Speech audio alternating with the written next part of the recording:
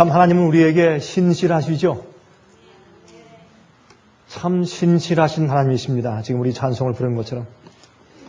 여러분, 이 세상은 참 많이 불안합니다.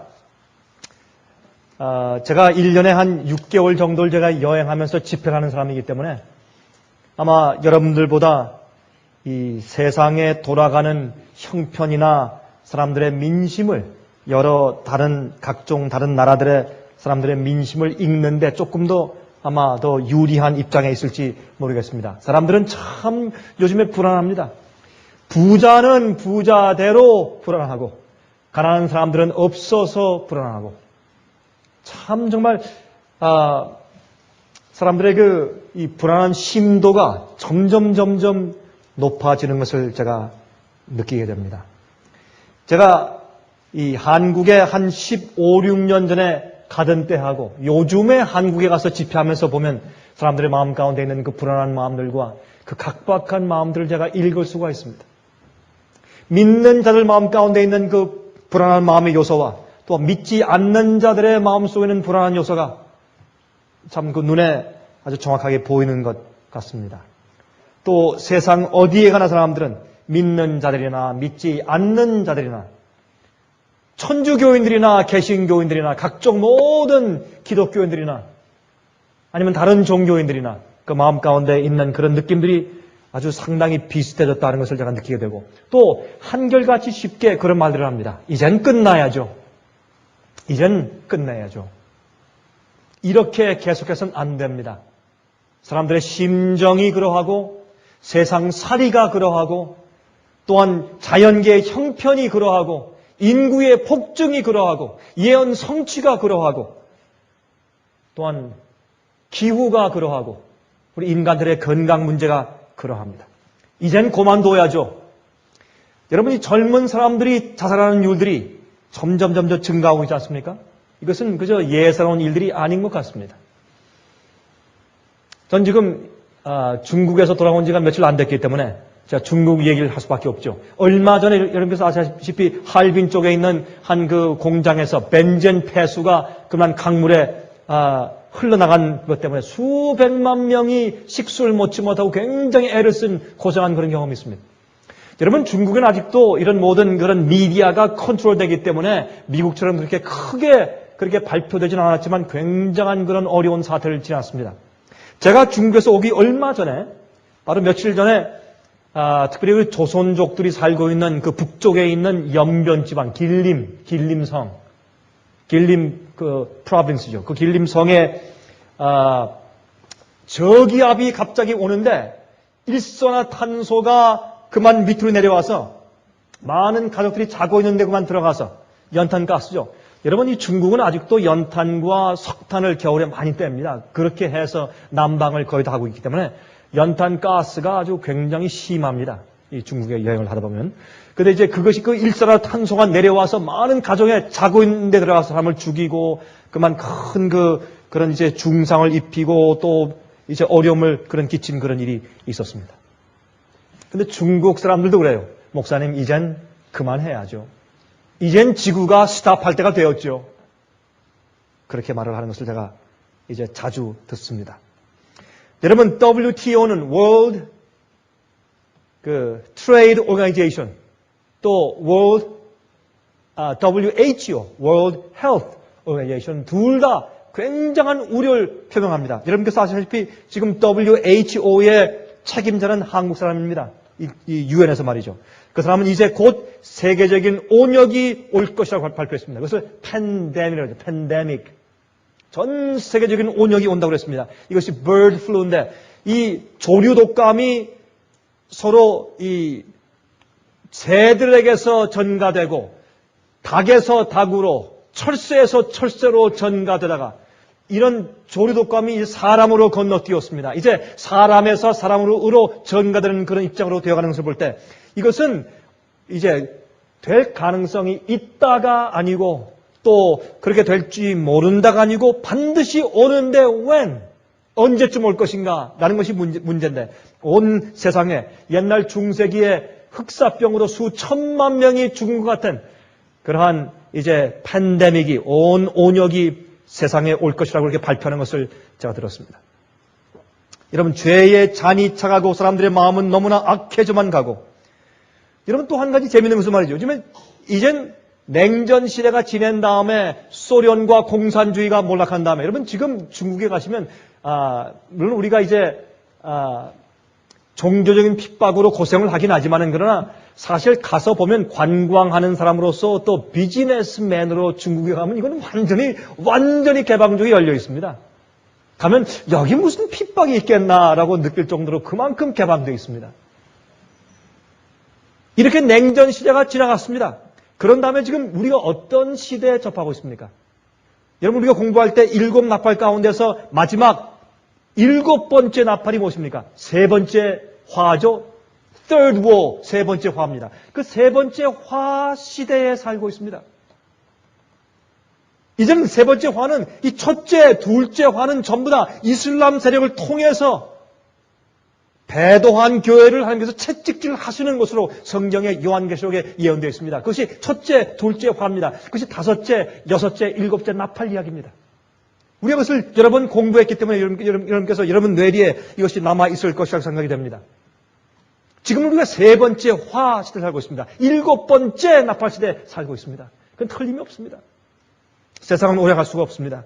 우리가 예수님의 재림을 기다린 지가 오래되었지만, 그러나 이젠 정말 오래 갈 수가 없는 그 형편 가운데 우리가 처해 있는 것을 알고 있습니다.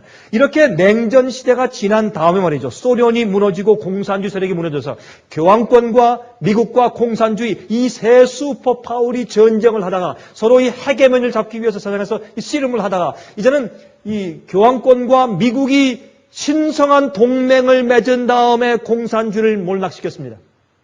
이제는 미국이 성경 요한계시록 13장에 예언하신 것처럼 먼저 나온 짐승인 교황권을 위해서, 2번째 나온 짐승인 새끼 양 같은 2뿔 가진 짐승인 미국이 이제 먼저 나온 짐승을 위해서 우상을 세워줍니다.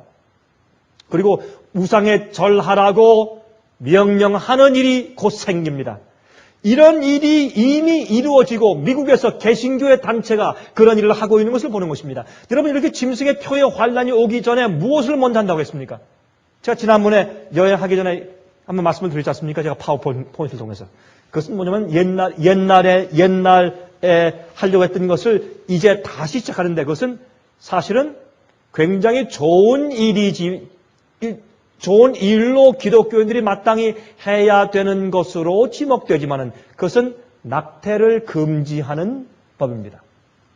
여러분, 이것은 물론 우리가 생명을 죽이는 것으로서 우리가 그렇게 믿지 않는 일이지만은, 그러나 그것을 헌법화해서 법적으로 사람들을 강요하는 일은 아닌 것이, 이것은 법적으로 제재할 수 있는 일이 아니고 도덕적이고 영적인 일입니다. 그러므로 교회의 교리를 법제화해서 사람들에게 강요하는 일은 짐승의 우상을 세우는 일인 것입니다.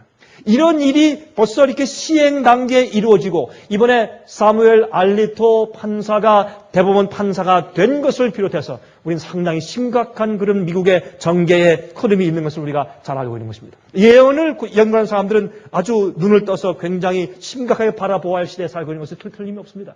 그런데 제가 말씀드리는 것은, 이러한 냉전 시대, 요즘에 이러한 입장이 종교적으로 성경의 예언의 성취가 정확하게 성취되고 있는 그런 마당에 또 한 가지 중요한 것은, 우리가 어떤 시대에 있습니까? 냉전 시대 이후에 테러 전쟁 시대에 몰입했습니다. 여러분, 이 세상엔 말이죠, 모종의 투쟁과 싸움과 전쟁이 항상 있어 왔습니다. 냉전 시대가 지난 다음에 냉전 시대에는 어떻게 해요? 스파이 전쟁이었습니다. 눈에 보이지 않는 전쟁 무기를 점점 더 개발하고 쌓아 올리는 그런 시대였습니다.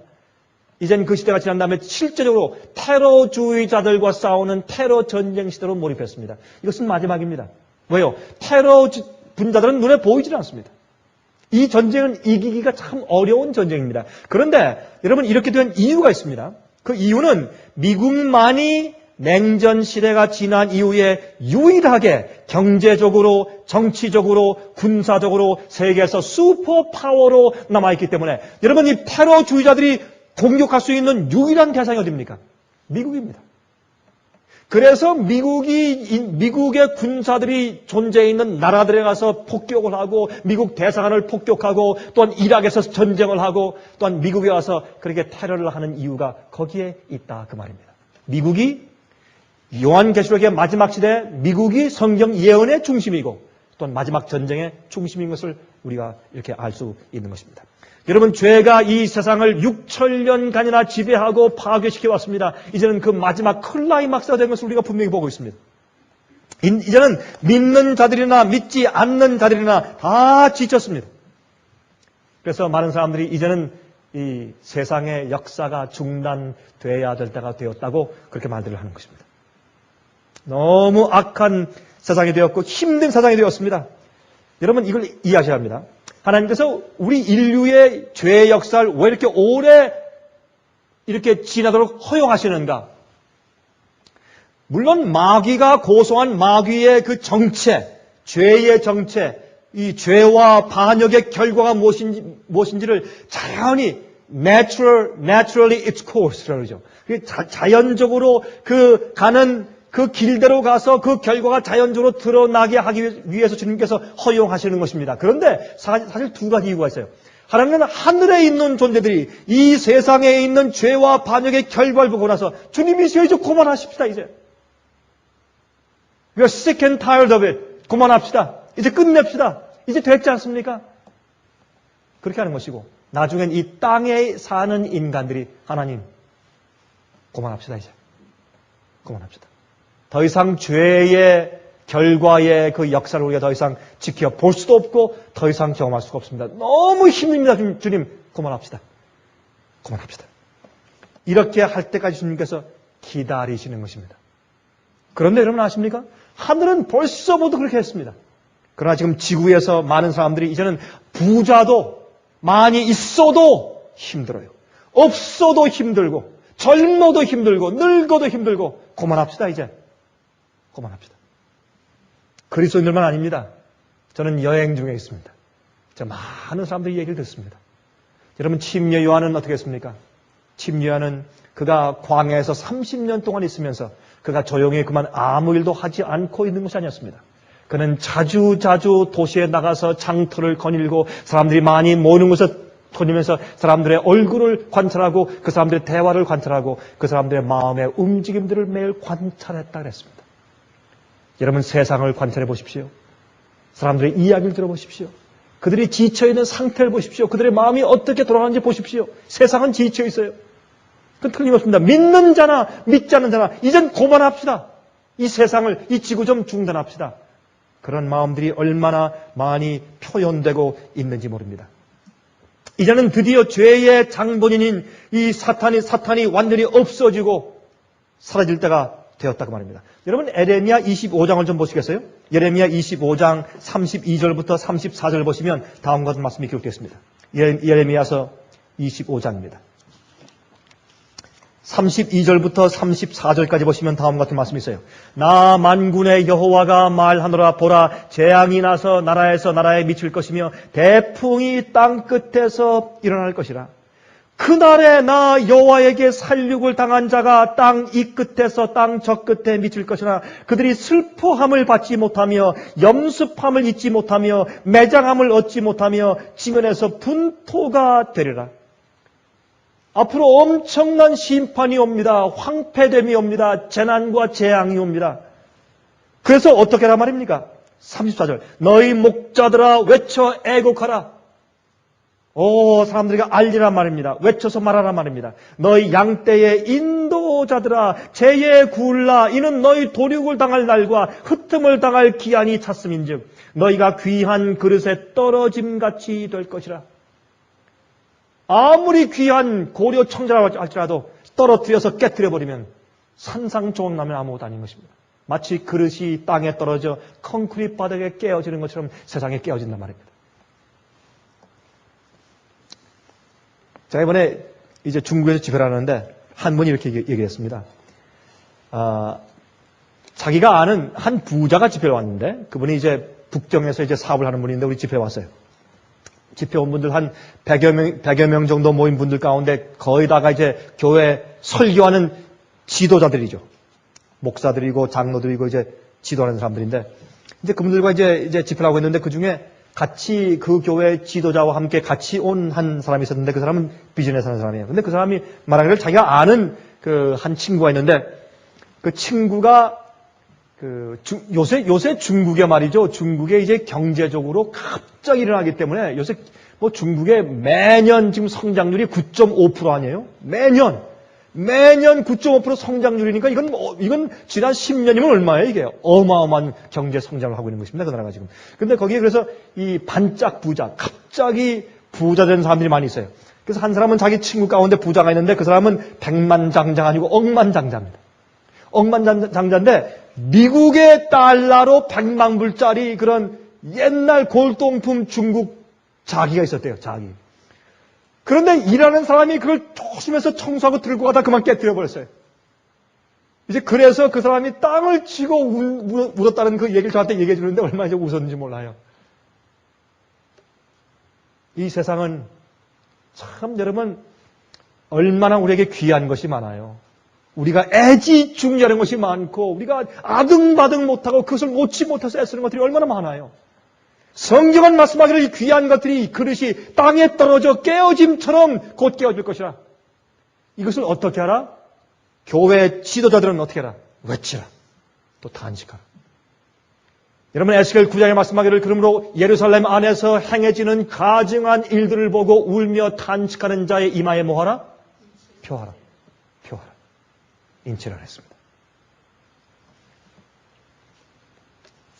재에 구울라.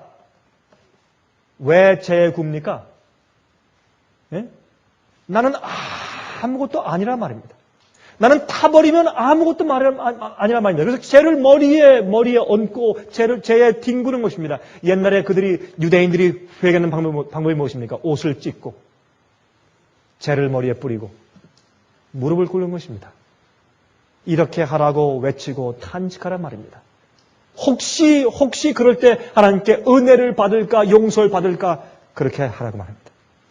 여러분 이럴 때 우리가 너무나 잘 알죠. 이럴 때 우리에게 유일한 마지막 희망은 예수께서 속히 오셔서 우리를 구속해 가시는 것입니다.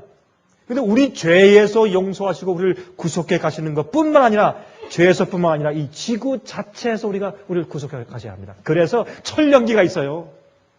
그래서 천년기가 있는 거예요. 이 지구상 자체는 주님께서 6,7년 동안 내버려 두셔봤기 때문에 내버리셨기 때문에 사실은 6,7년 동안에 주님께서 허용하셨기 때문에 6,7년 동안 지구가 다 망가져 버렸습니다. 살 수가 없어요. 참 그거 보면 말이죠. 하나님께서 우리를 구속하시고 우리를 구원하시고 용서하시고 우리를 회복하시고 하시는 모든 역사가 아주 합리적이고 합법적이에요. 그래서 주님께서 말이죠. 금방 안수해서 금방 병 고치고 뭐 이렇게 잘 안 하시는 것이에요. 주님께서 이 땅에 오셨을 때 그렇게 하셨죠. 또 오순절 성령 받은 다음에 베드로가 죽은 자를 살리고 또한 바울이 죽은 자를 살리는 그런 기적이 생겼어요. 그때 잠깐.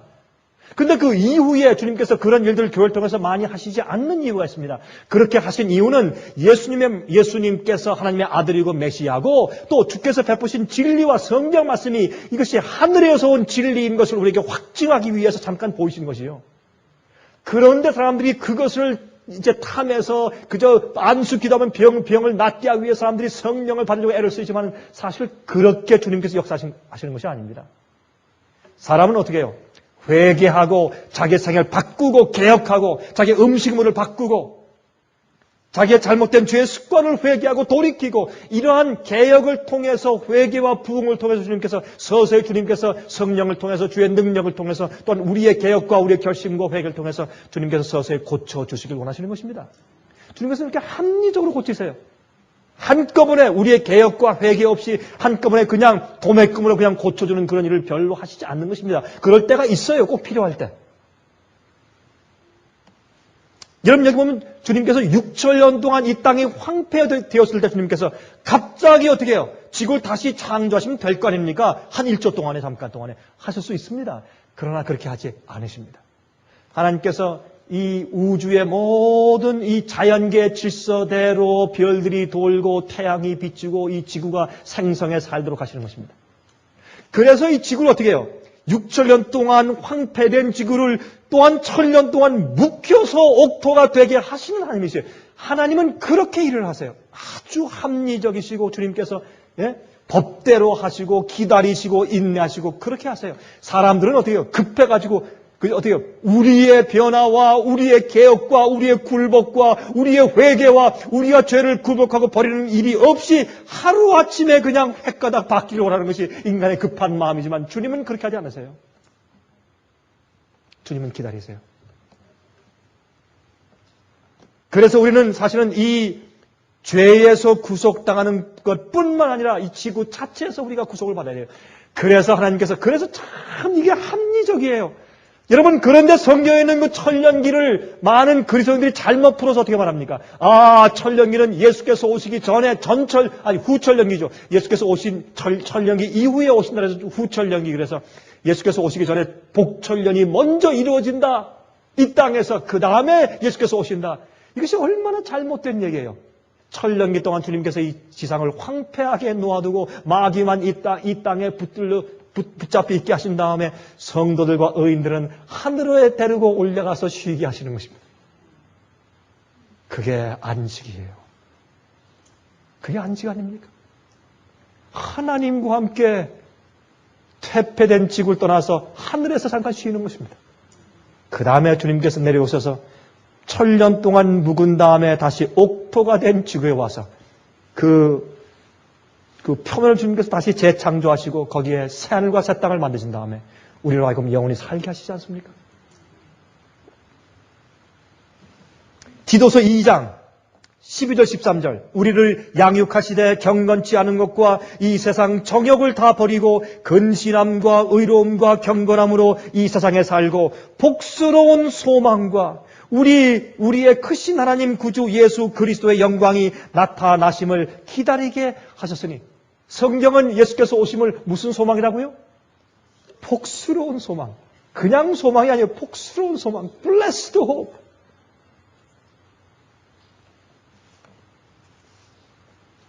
여러분 마음 가운데 예수의 재림과 오심이 얼마나 간절한 소망입니까?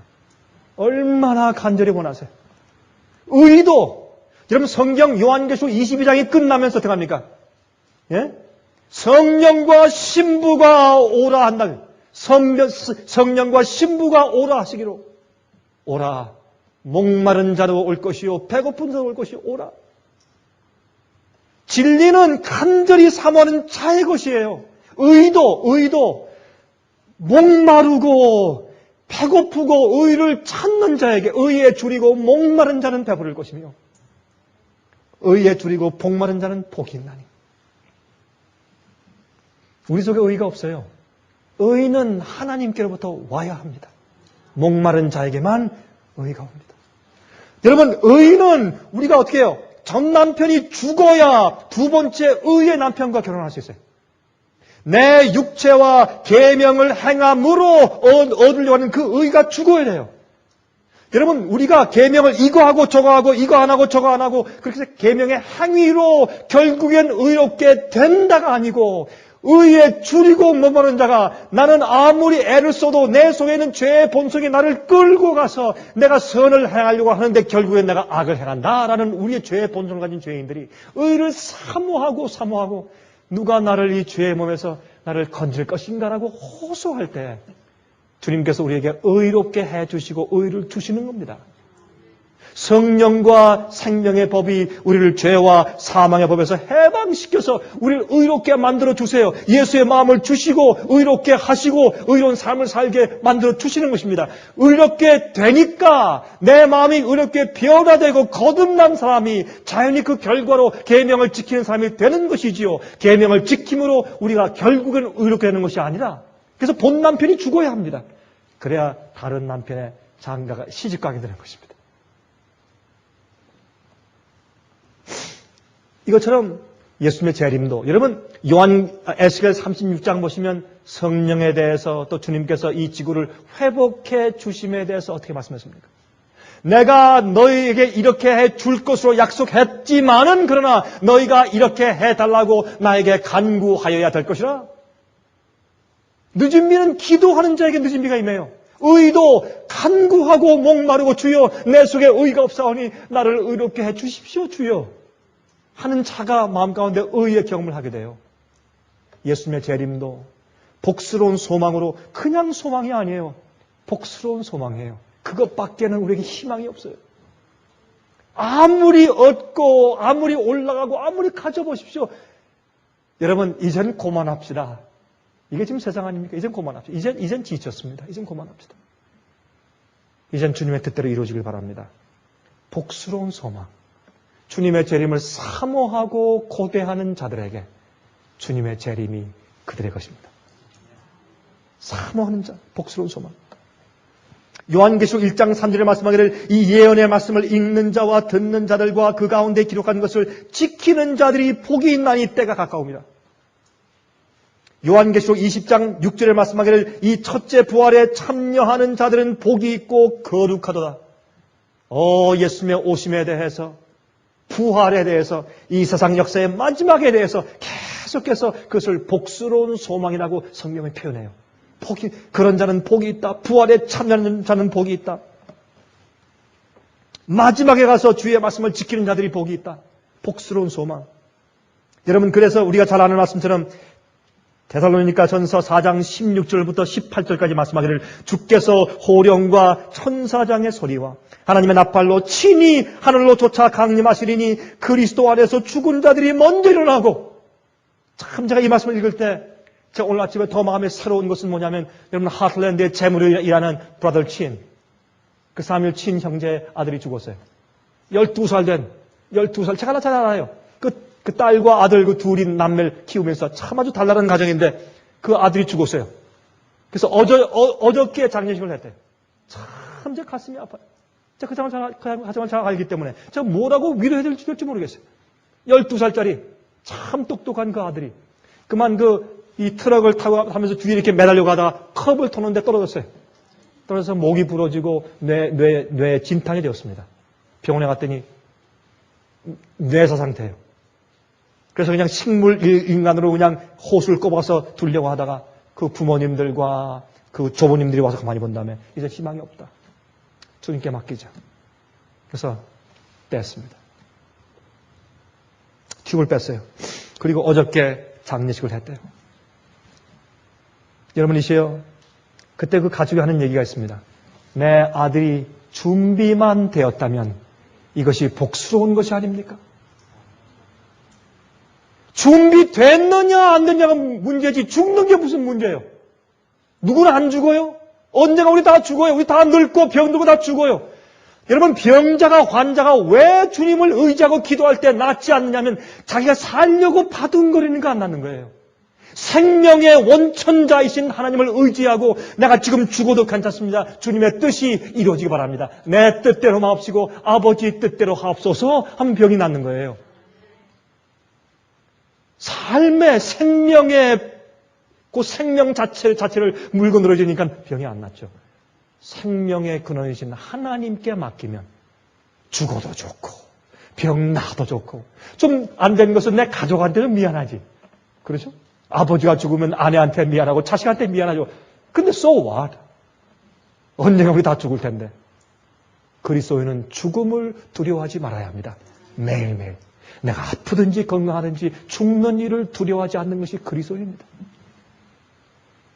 죽음이 전혀 두렵지 말아야 합니다. 그리스도 안에서 죽은 자들이 먼저 일어나고 그 후에 우리 살아남은 자도 저희와 함께 구름 속으로 끌어올려 공중에서 주를 영접하게 하시리니 그리하여 우리가 항상 주와 함께 있으리라. 여러분 아멘 하십니까? 주와 함께 항상 있을 것이라. 전 이 말씀이 너무 좋아요. 항상 주와 함께 있을 것이라. 가끔 아니에요. 이젠 직장 갈 필요가 없어요. 우리 인간이 해야 될 일을 할 필요가 없어요. 항상 주님의 치맛자락 붙잡고 다닐 수 있어요. 항상 주와 함께 있을 수 있다. 이처럼 좋은 축복의 세상이 어디 있어요? 그래서 예수님의 재림은 복스러운 소망이에요. 복스러운 소망이에요. 여기 말씀하기를 그러므로 이 여러 말로 서로 위로하라. 제가 그래서 오늘 아침 여러분들에게 위로의 말씀을 드리는 것입니다. 이 여러 말로 서로 위로하라. 예수님의 재림은 우리 인류의 마지막 또한 유일한 희망이기 때문에 그렇습니다. 우린 죄에서 구속돼야 되고 세상 살이에서 구속돼야 되고 지구 자체에서 빨리 구속당해야 합니다. 그것만이 우리의 소망입니다. 근데 여기에 사도 바울이 말하기를 죽은 그리스도 안에서 죽은 자들이 먼저 일어나고 또한 살아있는 우리도 남아있는 우리도 그랬는데 그만 거의 1900년이 지나버렸어요. 자기들이 살아있는 우리도 온 줄 알았는데 그만 그게 우리한테 떨어졌습니다. 살아있는 우리도. 그런데 이제 그 말씀을 읽으면서 우리가 말합니다. 살아있는 우리도 그 우리한테 속하게 되었습니다. 여러분 그뿐만 아니라 테러 전쟁이 지구를 휩쓸고 있죠. 지금. 여러분 얼마 전에 저기 스웨덴에서 만화가들이 그린 그 모하멧 그림 때문에 여러분 그 만화 보셨어요? 모하멧의 그림을 그리고 모하멧 머리에다가 폭탄이 이렇게 타고 있는 그 심지를 그린 다음에 이렇게 말해요. 테러 폭탄 주의자들한테 너희들 이제 하늘에 올라와도 너희들한테 줄 여자들이 더 이상 없다. 너무나 폭탄 테러주의자가 많이 올라와가지고 더 이상 줄 여자가 없다. 그렇게 만화를 그렸어요. 이것을 보고 여러분이 아랍 사람들이 얼마나 이슬람 사람들이 화가 났는지. 여러분 이슬람 법으로 말해 이슬람 그 종교법으로 이 모하멧의 그림을 그리면 안 돼요. 모하멧의 초상화가 그래서 없습니다. 근데 초상화를 그린 데다가 그렇게 놀렸으니 이 사람들이 얼마나 화가 났어요. 이것 때문에 지금 이 지구에 좀 난립니다. 자, 제가 이 말씀 드리는 것이에요. 옛날 유대 나라가 메시아를 거절하고 멸망당한 이유는요, 어디에 있습니까? 그들이 성경의 예언을 잘못 해석한 것에서부터 출발했습니다. 맞습니까? 성경 해석에 성경에 예수님의 초림도 있고 구약에 예수님의 초림도 있고 재림도 있고 삼림도 있어요. 그 중에서 가만히 보니까 제일 좋은 게 뭐예요? 예수님의 재림 아니에요. 막 철장을 가지고 만국을 치러 심판하러 오시는 메시아. 그게 제일 좋으니까 예수님의 초림을 갖다가 메시아의 초림을 예수님의 재림의 예언을 갖다가 바꿔놓은 것입니다. 그렇게 가르친 것입니다. 고난의 주, 십자가에 돌아가실 구세주를 가르치지 않았습니다. 그래서 그들이 잘못 그런 성경 예언 해석을 해놓았기 때문에 예수님의 재림과 심판의 예언을 초림에 적용시켰기 때문에 그들이 메시아를 거절하고 예수님의 십자가 못 박아 죽였습니다. 그것이 근본 이유가 되었습니다. 여러분 지금도 마찬가지입니다. 현대 기독교회가 바벨론이 되고 마지막 시대에 성령의 역사를 거절하고 하나님의 참 백성들을 없애버리려고 하게 되는 이유 중에 하나가 무엇인가 하면 성경 예언을 잘못 해석해 놓았기 때문에 그래요. 여러분이 이 테러주의자들이 말이죠. 테러하는 사람들이 미국을 이렇게 미워하며 재난을 가져오는 이유가 이 기독교회가 성경 해석을 잘못했기 때문에 그래요. 여러분 아십니까? 똑같은 예수님 초림시와 재림시와 똑같은 지금 고난이 있어요. 여러분 이해하셔야 돼요. 지금은 뭘 잘못했습니까? 그것은 뭐냐면 하나님의 교회와 이스라엘 문제에 대해서 그들이 성경 해석을 잘못한 것이에요. 여러분 예레미야서를 보시면 예레미야 30장과 31장에 보시면 어떤 것이 있습니까? 이 사방으로 흩어졌던 이스라엘 백성들을 주님께서 마지막 때 다시 돌아오게 할 것이라는 예언이 있습니다. 그렇죠? 이것을 기독교회가 어떻게 해석했습니까? 이 현대 기독교회가. 이것을 1948년도에 다시 건국된 현대 저쪽 팔레스타인 지방에 있는 이스라엘 그 나라의 건국으로 적용시킨 것입니다. 그러므로 이것이 됐으니 말세다 이렇게 적용을 시킨 것입니다. 이게 잘못된 오해입니다. 성경을 보면 왜 잘못됐는가 하면 그들이 다시 다 돌아와서 마지막에 모일 것은 영적인 마지막 교회입니다. 영적인 이스라엘입니다. 하나님의 참된 교회를 의미하는 예언이었습니다. 그것을 그들이 잘못 적용시킨 것입니다. 여러분 우리가 이것만 상식적으로 봐도 알아요. 예레미야 30장과 31장에 있는 그 예언은 바벨론에 포로 잡혀가기 전이나 아니면 유대 나라가 포로 잡혀가 있는 동안에 기록된 예언이에요. 그러면 그 예언이 어떻게 적용돼야 합니까?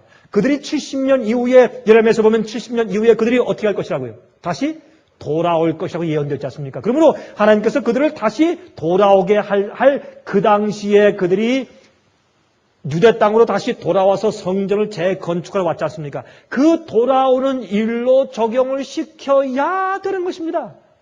그게 상식적인 해석 아니겠습니까? 그럼에도 불구하고 이것을 마지막 시대에 실제로 이스라엘 나라가 건국하는 것으로 적용시켰단 말입니다. 예수도 믿지 않고 많은 사람들이 무신론자인 그 사람들이 건국했음에도 이것이 성경 예언이 성취된 것처럼 그렇게 한 것입니다. 그래서 어떻게 해요? 성경 예언의 주님의 아직도 택한 민족인 이스라엘 나라로 생각하기 때문에 어떻게 해요? 미국에 있는 기독교인들은, 미국에 있는 이 정치인들은 끝까지 그냥 연연하면서 이스라엘 나라를 보호하려고 애를 쓰고 거기에 원자폭탄을 갖다 주고 돈을 갖다 주면서 계속해서 보호하기 때문에 너무 불공평하다고 해서 일어나는 테러 운동이 무엇입니까? 이슬람의 테러 전쟁이 아닙니까? 이것도 무엇 때문에? 옛날 예수님 초림 당시에 성경 예언을 잘못 적용시켰기 때문에 생긴 일이 마지막 시대 성경 예언을 잘못 적용시킨 것 때문에 똑같은 일이 생기고 있는 것입니다. 그래서 미국은 이 잘못된 해석 때문에 하나님의 예언에 충성한다는 생각으로 새로 건국한 이스라엘의 목을 매는 것입니다. 그렇게 함으로 아랍인들의 분노를 사고 있는 것이고, 그래서 테러 전쟁이 계속되고 있고, 지금 미국의 앞으로 더리밤, TNT와 원자폭탄 핵탄두를 섞은 그런 가방 사이즈의 그런 핵탄두를 미국에서 터뜨리겠다고 알케이다가 벼르고 있는 것입니다. 여러분, 하나님의 예언은 조건적입니다. 예레미야 18장 7절부터 10절까지 보시면 이런 말씀이 있어요. 여러분, 옛날 이스라엘 백성들이 지금도 선택된 백성이 아니죠? 그럴 수 없죠. 여러분, 비디오를 통해서 듣는 분들이시여 잘 생각하십시오. 많은 개신교인들이, 지금도 유대인들이, 지금도 이스라엘 나라가 주님의 선택된 백성이고 주님께서 그들을 통해서 마지막 사업을 마치는 것처럼 착각하고 있습니다. 여러분 잘 생각하십시오. 그 말씀이 아닙니다. 이렇게 말씀되어 있어요. 예레미야 18장 7절부터 10절까지 이런 말씀이 있습니다. 내가 언제든지 어느 민족이나 국가를 뽑거나 파하거나 멸하리라 한다고 하자. 만일 나의 말한 그 민족이 그 악에서 돌이키면 내가 그에게 내리기로 생각하였던 재앙에 대하여 뜻을 돌이키겠고, 내가 언제든지 어느 민족이나 국가를 건설하거나 심으리라 한다고 하자. 만일 그들이 나 보기에 악한 것을 행하여 내 목소리를 청종치 아니하면 내가 그에게 유익해 하리라 한 선에 대하여 뜻을 돌이키리라. 주님의 예언은 많은 경우에 조건적인 것을 우리가 성경에서 볼 수가 있는 것입니다. 여러분, 그래서 하나님께서 말세에 회복하실 이스라엘은 영적인 이스라엘을 말하는 것이고 하나님의 참된 교회를 말하는 것이고 여자의 남은 무리라고 설명하는 남은 교회를 말하는 것입니다. 이것은 세계적인 일입니다. 그래서 요엘서 2장 32절 보시면 말씀하기를 여호와의 크고 두려운 날이 이르기 전에 해가 어두워지고 달이 핏빛같이 변하려니와 누구든지 여호와의 이름을 부르는 자는 구원을 얻으리니 이는 나 여호와의 말대로 시온산과 예루살렘에서 피할 자가 있을 것이며 남은 자 중에 나 여호와의 기름 부음을 받을 자가 있을 것입니다. 그랬습니다. 이 시온산과 예루살렘은 마지막 시대에 하나님의 참된 마지막 교회를 상징하는 것이지 저기에 시온산인 실제 이스라엘 나라를 말하지 않는 것을 알 수 있습니다. 이것은 마지막 시대의 예언이기 때문에. 또 한 가지 알 것은 말이죠. 누가복음 21장 24절 보시면 여기에 이런 말씀이 있어요. 예수께서 말씀하기를 그날에는 아이벤 자들과 젖 먹이는 자들에게 화가 있으리니 이는 땅에 큰 환난과 이 백성에게 진노가 있겠습니다. 예수께서 하신 예언이죠. 저희가 칼날에 죽임을 당하며 모든 이방에 사로잡혀가겠고 예루살렘은 이방인의 때가 차기까지 이방인들에게 밟힐 것이라. 많은 사람들이 이방인의 때까지 예루살렘이 밟힌다. 이게 뭘 말하는 것인가 라고 꽤 많이 사람들이 생각을 하고 또 많은 사람들이 저 예루살렘이 아랍 사람들에 의해서 오랫동안 짓밟혀 있다가 1948년도에 이방인의 때가 그친 다음에 건국되고 회복됐지 않느냐 그렇게 말을 해요. 지금 예루살렘이 말이죠. 이 동쪽과 서쪽이 갈라져 있어요. 그래서 반은 이스라엘이 지배하고 반은 아랍 요르단계가 지금 지배하고 있지 않습니까? 그 똑같은 도시라고 할지라도. 여러분, 그렇게 성취된 것이 아니고, 우리가 이것을 어떻게 알 수 있는가 하면, 요한계시록 11장 1절부터 4절까지 보시면 이런 예언이 기록되어 있어요. 또 내게 지팡이 같은 갈대를 주며 말하기를 일어나서 하나님의 성전과 제단과 그 안에서 경배하는 자들을 청량하되 성전 밖 마당은 청량하지 말고 그냥 두라. 이것을 이방인에게 주었은즉 저희가 거룩한 성을 42달 동안 짓밟으리라. 내가 나의 두 증인에게 권세를 주리니 저희가 굵은 베옷을 입고 1260일을 예언하리라. 그랬습니다. 이것은 무엇입니까? 이는 이 땅에 주 앞에 섰는 두 감람나무와 두 촛대니, 여러분 스가랴서 4장 예언을 보시면 거기 어떻게 되어 있습니까? 등대가 있으면 그 옆에 무엇이 있어요? 예? 두 감람나무가 있는데 감람나무에서 직접 기름이 그 등대로, 성전 안에 있는 등대로 흘러 들어가는 그런 예언이 있지 않습니까? 그런 이제 상징이 있는데 그런 것입니다. 이 두 감람나무는, 두 촛대는 사실 성경 신약과 구약을 상징하는 것이었습니다. 그래서 1260년 동안 42달 동안 교황권이 중세계 광야교회 동안에 하나님의 교회를 핍박하고 성경을 읽지 못하게 폐하는 일을 했지 않습니까? 그 교황권의 핍박 시기가 아닙니까? 그래서 이방인은 성전 밖 마당은 청량하지 말고 이방인들에게 주었은즉 놔두어라. 1260년 동안 그렇게 할 것이라. 이것은 중세기에 하나님의 교회가 핍박당하는 그 시간을 말하는 것이 아닙니까? 그래서 예루살렘이 이방인들에게 짓밟힐 것이라 하는 것은 예루살렘은 주님의 참된 진리를 가진 참된 교회를 말하는 것이고, 이방인은 진리를 가지고 한다고 하지만 예수의 이름을 부르지만 그러나 타락한 바벨론 교회가 참된 주님의 교회를 핍박하는 것을 이방인들이 밟는 시기로 성경은 말씀을 하신 것입니다. 자, 그런데 여러분, 그뿐만 아니라 이제 아마겟돈 전쟁이 오고 있습니다. 이렇게 성경 예언을 잘못 적용하자 이것 때문에 세계적인 테러 전쟁이 시작되고 있는 것이에요. 성경에 대한 적용이 잘못됐습니다. 그런데 이제 마지막에 무엇이 옵니까? 아마겟돈 전쟁이 옵니다. 아마겟돈 전쟁이 온다는 것이 무엇인가? 여러분 다 아시니까 제가 다 읽지 않겠습니다. 이것은 제일 먼저, 여러분, 이 아마겟돈 전쟁은 하나 따로 떨어져 있는 예언입니까? 아니면 7 재앙 가운데 하나입니까? 7 재앙 가운데 하나입니다. 몇째 재앙입니까? 몇째 재앙? 아마겟돈 전쟁 몇째 재앙입니까? 6번째 재앙. 아니, 그 말이 여러분 입에서 100명 돌아야 합니까? 6번째 재앙이요. 그렇죠? 6번째 재앙. 근데 6번째 재앙인데, 그러므로 이 아마겟돈 전쟁은 미래죠. 앞으로 올 것이죠. 은혜 시간이 끝난 다음에 하늘에 중보자가 없을 때 7 재앙이 떨어질 때 6번째 재앙으로 내리는 것이 아마겟돈 전쟁입니다. 이것이 무엇입니까? 이것은 마귀가 새 영을 통해서 이 히브리음으로 아마겟돈이라 하는 곳으로 왕들을 모으더라. 이것이 무엇입니까? 각 나라의 정치자들과 헌법을 동원해서 짐승의 표를 내린 다음에 짐승의 표를 받지 않고 짐승의 우상에게 경배하지 않는 자들, 누가 안 합니까? 인침받은 자들, 그렇죠? 주님의 참된 백성들, 그 백성들을 죽이려고 이 세상의 헌법을 동원하고 세상의 왕들과 정치적인 지도자들을 동원하는 그 모습을 보이는 것이 아마겟돈 전쟁에 대한 예언입니다.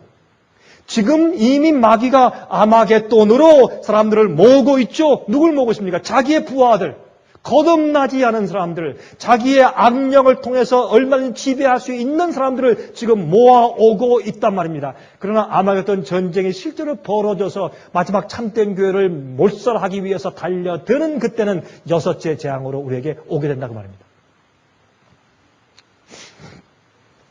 자, 여러분, 이 바벨론의 마지막 멸망의 그 때를 우리가 이해하면 되죠. 유프라데스 강이 마르며 동방에서 오는 왕들의 길이 예비된다고 6째 재앙에 대해서 설명하고 있습니다. 아마겟돈 전쟁에 대해서. 우리 잘 알죠? 옛날에 벨사살 왕 때 고레스 왕이 쳐들어와서 어떻게 했습니까? 유프라데스 강을 갖다가 그 성 밑으로 흐르는 그 강물을 갖다가 저 위에서부터 강물을 막아버렸습니다. 그래서 강물이 마르게 한 다음에 수문을 통해서 들어와서 밤에 그 성을 함락했습니다. 그 상징을 가지고 다니엘서에는 상징을 가지고 요한계시록에 와서 아마겟돈 전쟁에 대해서 바벨론이 무너지는 광경에 대해서 설명을 좀 하는 것입니다. 그러므로 동방에서 오는 왕은 그 당시 고레스 왕이었습니다. 근데 앞으로 동방에서 갇혀있는 유대인들을 해방시켜 주기 위해서 오는 왕을 고레스 왕으로 표현한 것이죠. 그것을 예수님께서 오시는 재림으로 여기 상징해 있는 것을 우리가 너무나 잘 압니다. 여러분 요한계시록 7장 2절 보시면 해 돋는 데로부터 올라오는 인치는 청사도 동쪽에서부터 온다고 설명되어 있어요. 예수님의 재림은 동쪽에서부터 오는 것으로 설명되어 있습니다. 의의 태양이신 예수께서 우리를 구속하기 위해서 동쪽으로에서 오시는 동방에서 오는 왕으로 성경은 상징되어 있다 그 말입니다. 여러분 아마겟돈이 뭡니까? 아마겟돈은 이렇게 성경에 말하기를 무슨 음으로 무슨 언어로 아마겟돈이라? 히브리 음으로 그렇죠? 히브리 음으로 아마겟돈은 할 머기또. 그래서 이 히브리 이 단어 가운데 할은 산이에요. 힐, 언덕 아니면 산이라는 뜻입니다. 또 무기또. 그래서 무기또의 산이에요. 근데 문제는 말이죠. 저도 제가 예루살렘에 갔을 때 여러 해 전에 가보았지만은 그 무기또는 평야입니다. 우리 한국의 김해 평야요 또 무슨 평야이죠? 한국에? 예? 하나 잊어버렸어요. 김해 평야와 또 이쪽에 있는 호남 평야. 그렇게 여러분 김해 평야와 호남 평야 가보면 그렇게 크지 않습니다. 산이 이게 우리 한국은 산이 많기 때문에 산들이 둘러 있으면 그 가운데 아주 큰 하나의 평원이 있는데 그렇게 크지 않아요. 꼭 그만합니다. 여러분 예루살렘에서 가까운 이 서북 쪽으로 가면 거기에 이제 무기또가 있는데 그곳에서 옛날에 전쟁이 자주 있었습니다. 근데 그곳에 가면 아주 넓은 평야가 있긴 있지만 그 주위에 우리가 생각하는 것처럼 무기또의 산이 없습니다. 우리 김해 평야와 호남 평야 정도의 크기의 평야인데 그 주위에 산이 없습니다. 그러면 무기또의 산이 어디냐 말입니다. 그런데 그 무기또에서 저쪽에 서북쪽으로 지중해 쪽으로 보면 그쪽에 저쪽에 산이 있는데 그 산이 갈멜산이에요. 여러분 갈멜산에서 어떤 일이 생겼습니까? 엘리야가 싸웠죠. 그렇죠? 누구와? 바알신과 싸웠습니다. 누가 참 하나님인가? 그렇죠? 옛날에 이스라엘 백성들은 그 당시에 엘리야 때 바알이 그들을 창조하고 출애굽시킨 여호와 하나님으로 착각했습니다.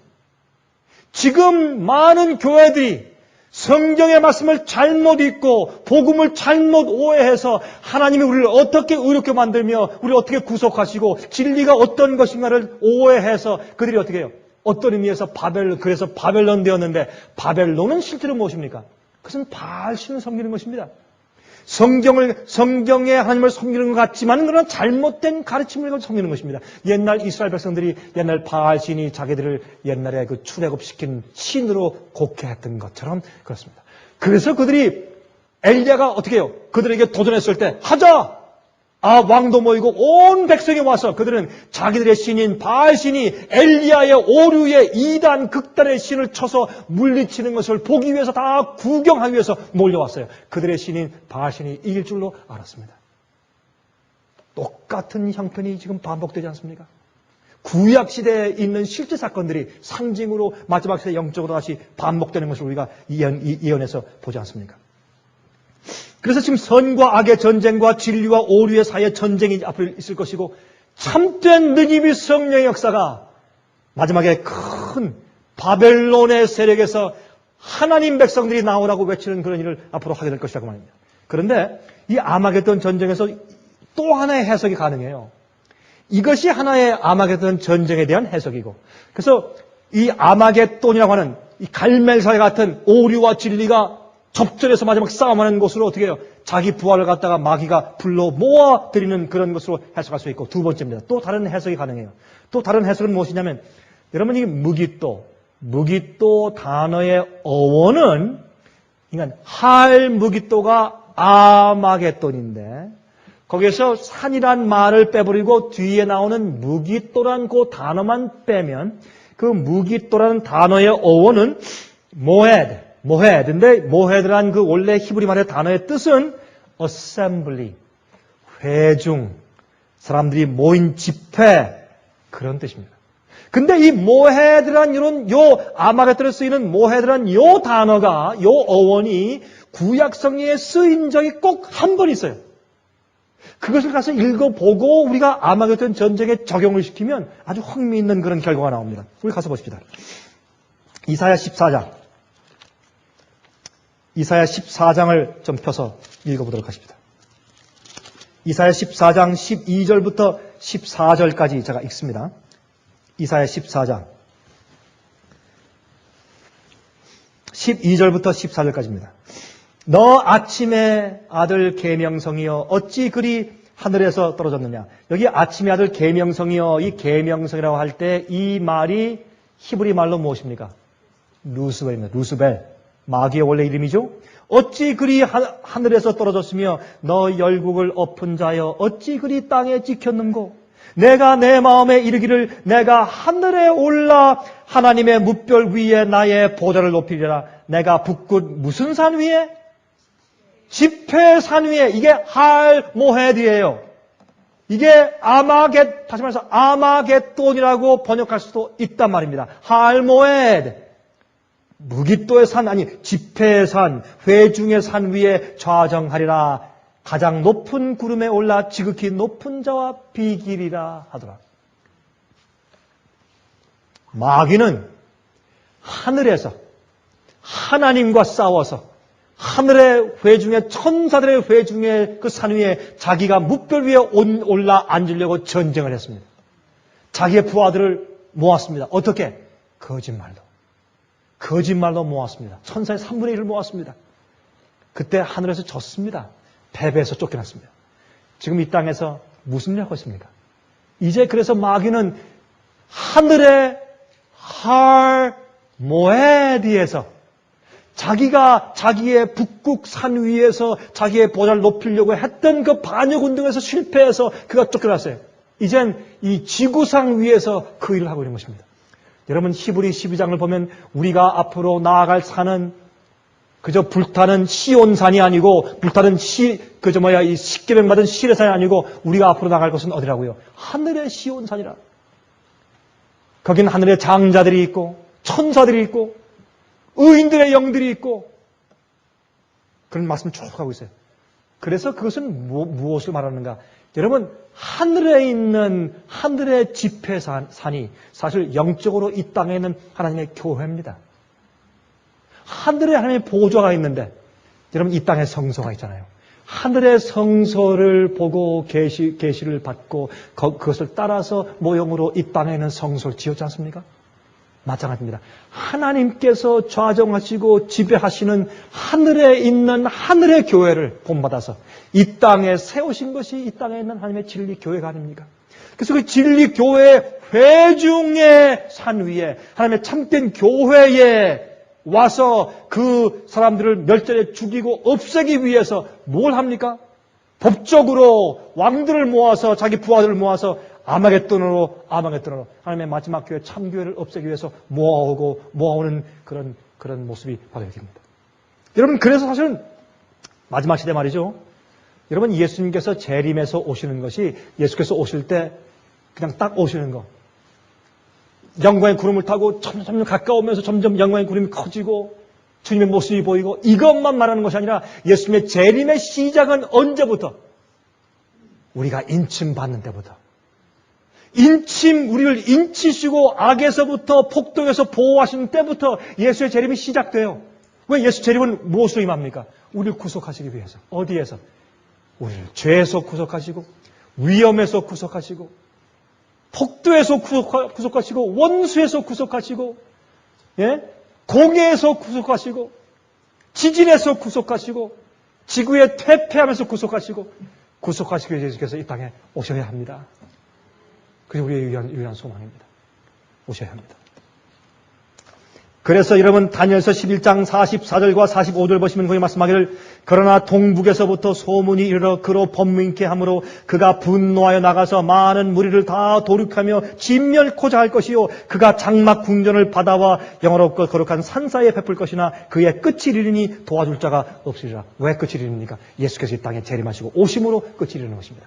늦음이 성령이 오고 큰 소리 외치는 것도 예수님의 재림의 사건에 속하는 것입니다. 여러분 그러므로 여기 보세요.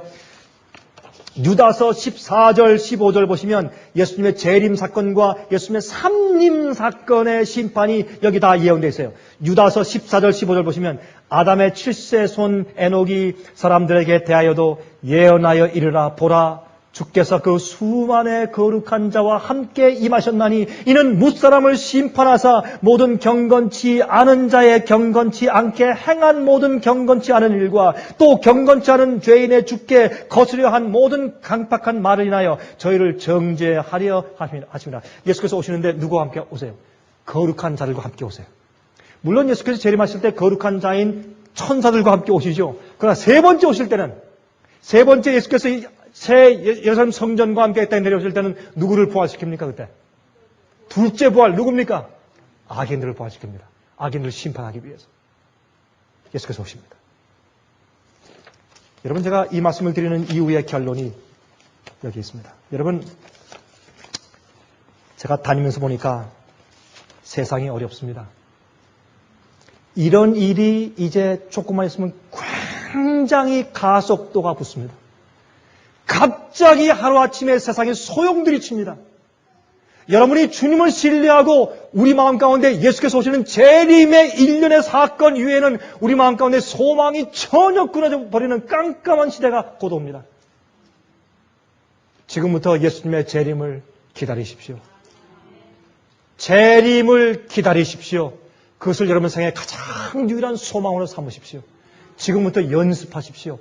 그것밖에는 우리를 위로하고 우리를 보호하고 도와줄 것이 없습니다. 그 구속만이 앞으로 우리를 살릴 것입니다. 여러분 조금만 있어 보십시오.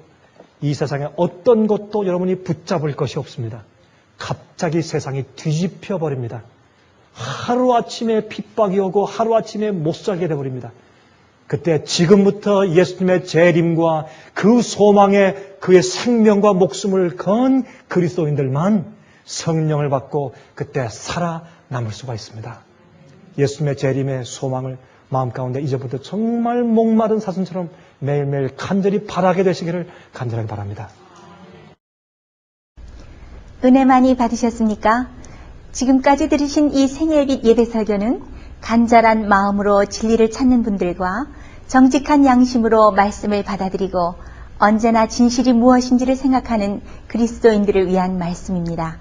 주변 가족들이나 친지들 중에 말씀을 사모하고 순결한 신앙을 갖기 소원하는 분들이 계시면 저희 생애빛 예배 설교 테이프를 소개해 주시기 바랍니다.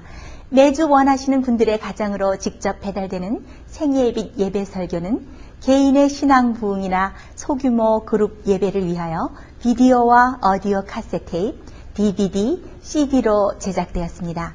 생애빛 예배 설교 테이프를 원하시는 분들은 1-877-704-1004번으로 전화하여 신청하시면 됩니다.